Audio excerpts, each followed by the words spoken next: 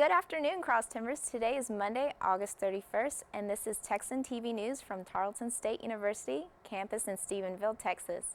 I am Rebecca Hernandez, and today's top stories are brought to you from the Associated Press, Tarleton State University, Stephenville Empire-Tribune, and Weather.com. These are today's top stories. In campus news, an email was sent out to the students, faculty, and staff informing them of another sexual assault happening on university grounds at 6:57 p.m. on August 29th. The university police sent out the email about the crime. The assault took place in Heritage Hall. According to the email, the accused is known to the reporting person.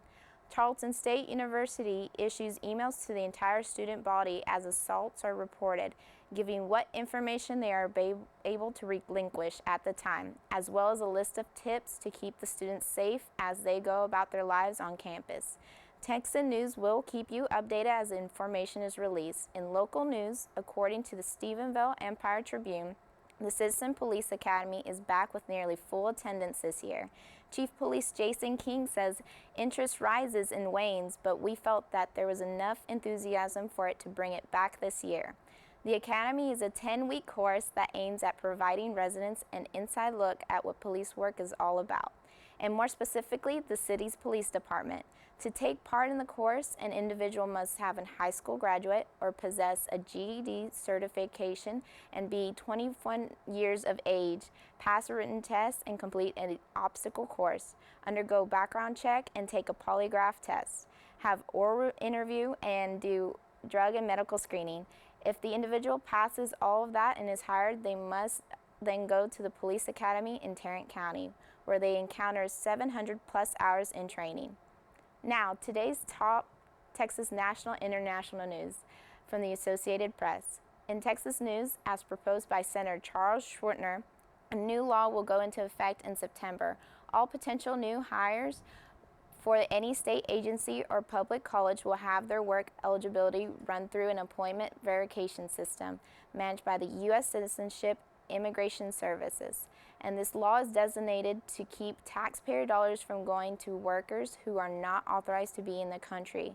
The system E-Verify compares information that people put on their I-9, a federal document that collects employment eligibility information, to records kept by the Department of Homeland Security and the Social Security Administration. In national news, 9 days later, Miyuki Harwood, 62 years old, was found Saturday morning stranded in the Sierra Nevada after separated from a group of hikers near Horsehead Lake.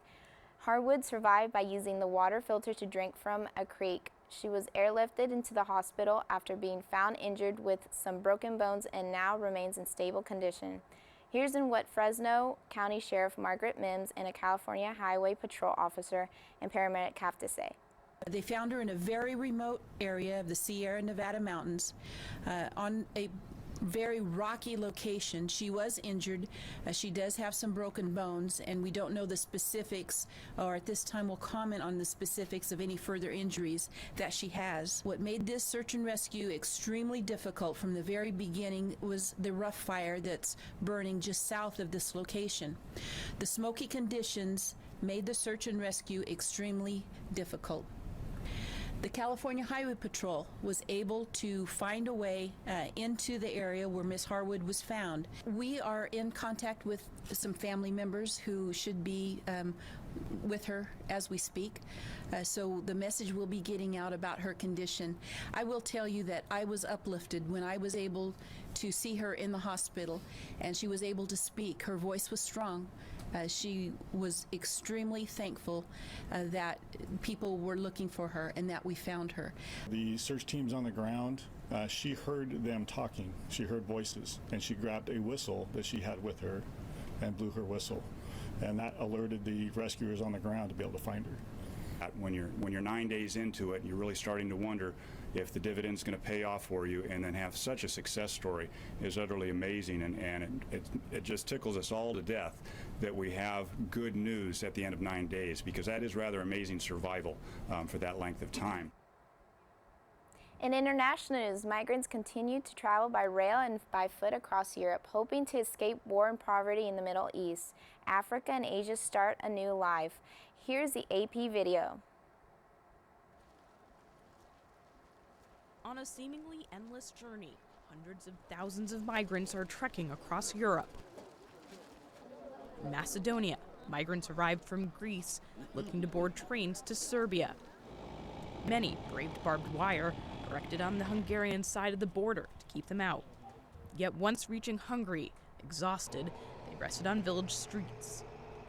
Yeah, everyone was. Some people was. I think there were from Iraq or Syria. They were speak Arabic, and so they went down from the wire. You also get down. Taking breaks for water, many are hopeful for a new life. Very tough, eh? Yeah. We done it very tough. We experienced the same thing. But with God, everything is possible. Yeah. With God, everything is possible. We believe that God can do everything for us. I will have my good life in Germany. So that is why I want to go there. I want a better life, you know. From the very young to the elderly, all under police watch, migrants follow the railway tracks north. Yet others have now taken to paying smugglers to drive them along the border path, a route carrying its own set of risks. On Sunday, police discovered dozens of migrants, including 3 children, in a small van in Austria. You see the conditions inside of this minivan.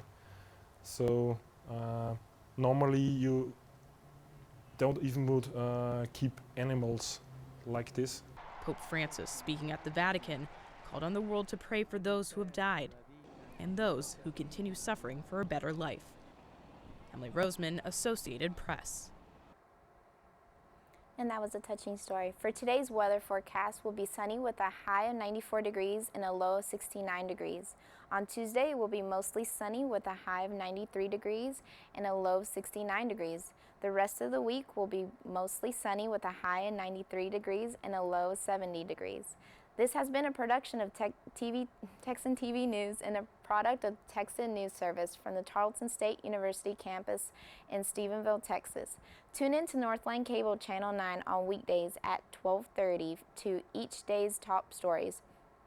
You can follow the Texan News Service on Facebook and Twitter, and check out our website at www.texannews.net for all the latest local, state, and national and international news, as well as all of your entertainment, sports updates, and live stream of Texan TV News. Today's broadcast was produced by Justin Pack and Alejandra Aguin.